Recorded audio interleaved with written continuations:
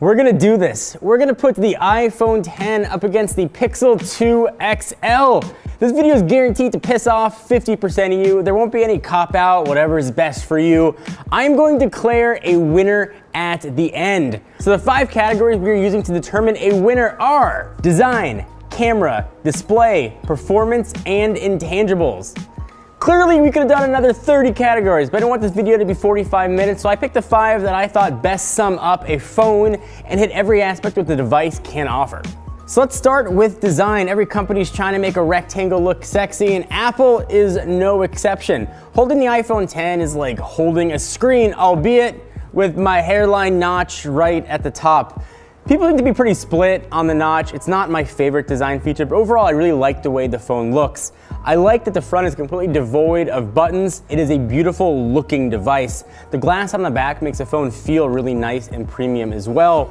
I'm split though on how I feel about the banding on the sides. I like it on the space gray version. On the silver version, it looks shiny, prone to scratches, and makes it look cheap to my eye. The back is made of glass, and Apple claims it's the strongest glass ever on a device. And it may be, I don't want to test it, but it is a fingerprint magnet, so at least bear that in mind. The biggest design flaw of the iPhone X comes from the camera and the hump that comes with those two 12-megapixel sensors. You can't put it on a desk and use it without it wobbling back and forth.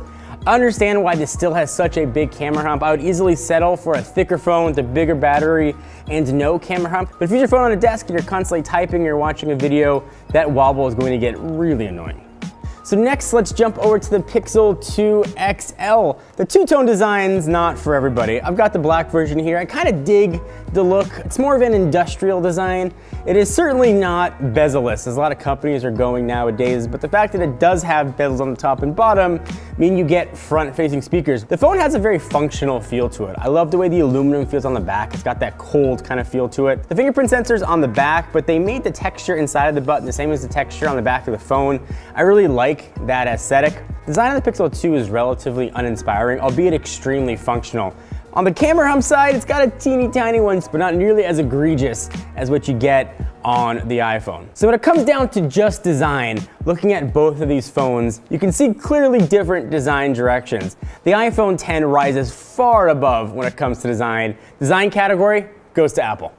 So next, let's jump to cameras, and both these devices have incredible camera setups, but let's start with the iPhone X. It's got two 12-megapixel sensors in the typical format you'd expect, a wide angle and a telephoto. It's almost an identical setup, actually, just different orientation than what you've got on the A+, except now both sensors have OIS built in.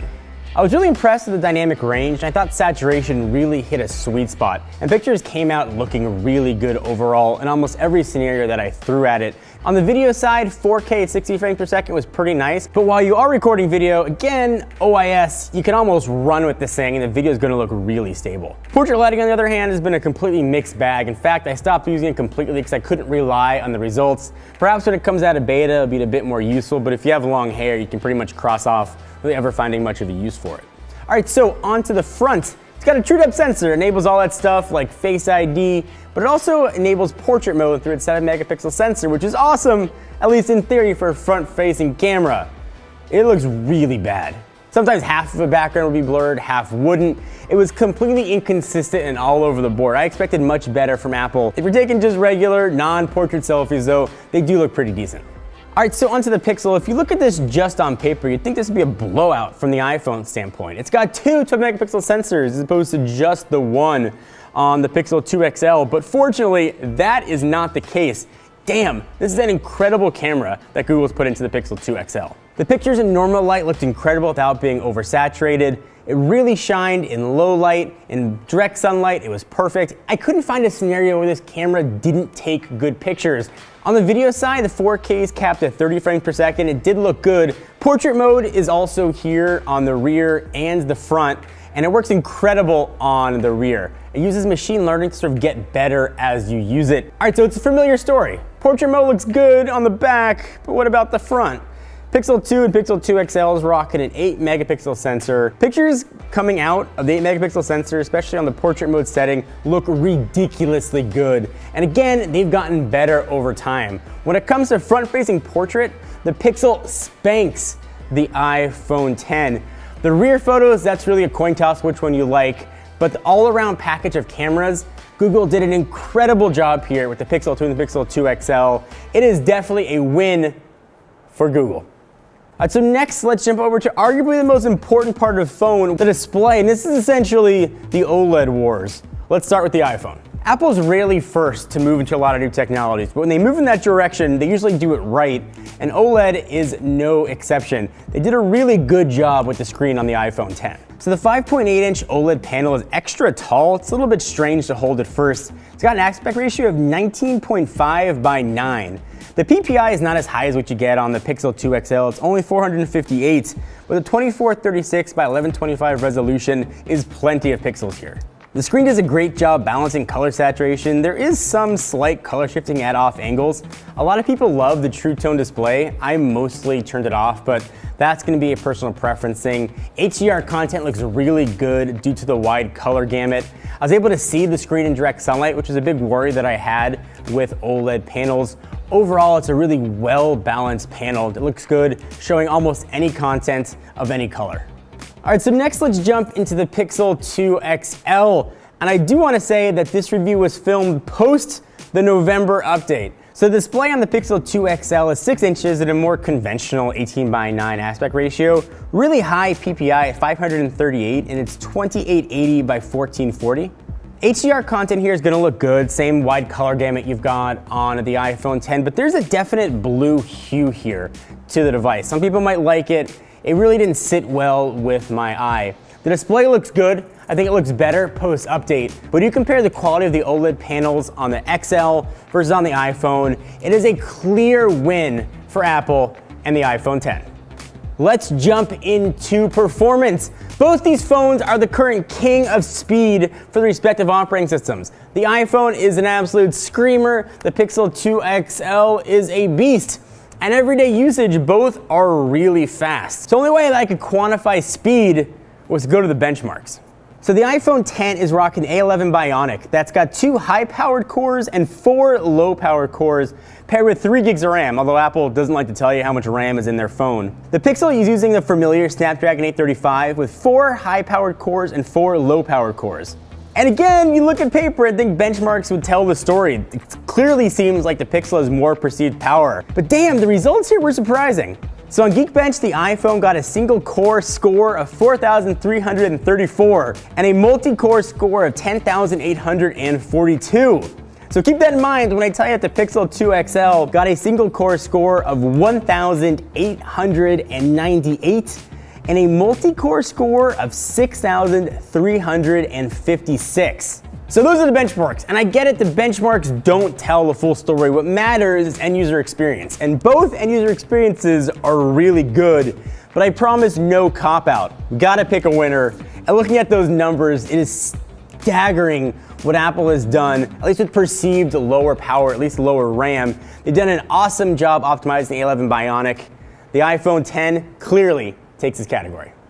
And for the last category, let's move to intangibles. Phones are becoming more and more alike. So this intangible category, I think, helps separate one device from another. The little things that make it shine and make it the best device for you. Let's start with the iPhone.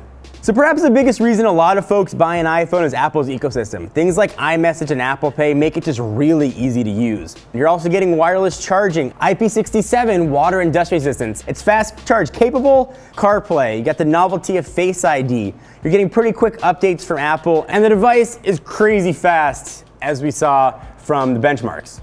All right, so the iPhone X brings a lot to the table. The Pixel 2 XL is clearly no slouch. You are getting really good speakers for a mobile device, way faster quick charging, a lower price of $849, and always on display, which I use quite a bit. You're getting the Google Assistant, which I prefer. You're getting the squeeze on the sides to access Google Assistant. You're getting Android Auto. You're getting Android Pay. No notch at the top. Again, IP67 water and dust resistance. And the last intangible, but definitely not least, the aluminum on the back makes this phone incredibly more durable. So you're looking at the intangibles, both phones have a lot to offer. But if I had to pick one based on the little things, I'm going Pixel 2 XL. It takes this round. So before we tally up a winner and perhaps to calm your rage, I want to thank our sponsors Sennheiser and their Ambio smart headset for making this video possible, especially in the intangible category.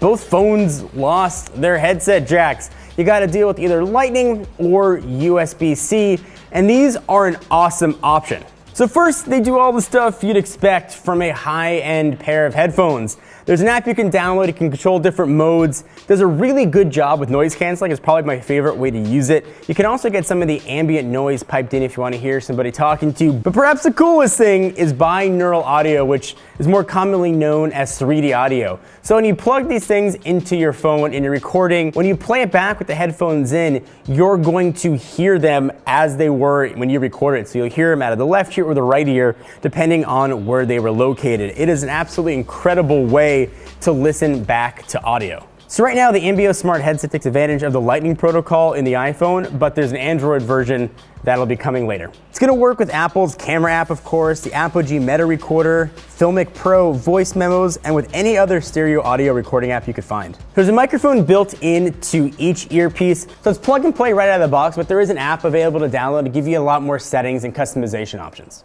So again, this is the Ambio smart headset. Thank you to Sennheiser for making this versus video possible. We'll link to it down below if you want to learn more. It's been a hard-fought battle. 50% of you are probably crazy pissed at me, but don't be pissed. If you picked up one of these two phones, you got an incredible device, but only one can reign supreme. So the winner by a total of 3-2 is the iPhone 10. It's been an incredible device. I love having a big screen with almost no bezels on an iPhone. I am getting one of the best phones I have ever used that is incredibly fast, powerful, and offers a lot of features I've been hoping Apple is going to offer, like quick charging and wireless charging are here. Finally, Apple has caught up to the best of Android and in a lot of ways has exceeded it. So what do you guys think? You probably already let me know in the comments. Do you agree with the iPhone 10 taking this battle? What do you want to see next for our versus? Leave in the comments down below. Give the video a thumbs up. We always appreciate it. And most importantly, don't forget to hit that little bell to get notified when new videos are coming. We got a few awesome verses lined up and you don't want to miss it. Hope you guys enjoyed. Until next time, I'm John Rettinger from Techno Buffalo.